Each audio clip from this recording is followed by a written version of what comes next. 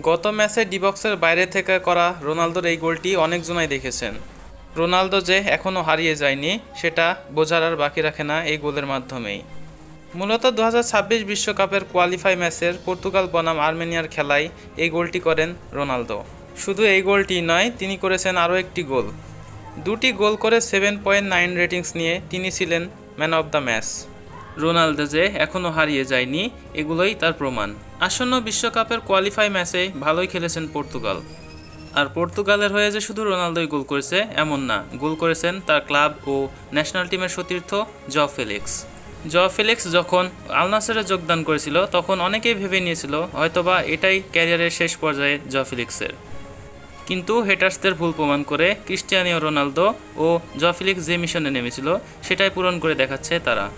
Ronaldo ফেলিক্সদের জুটি কি পারবে 26 বিশ্বকাপ জয় করতে? আপনাদের কি মতামত?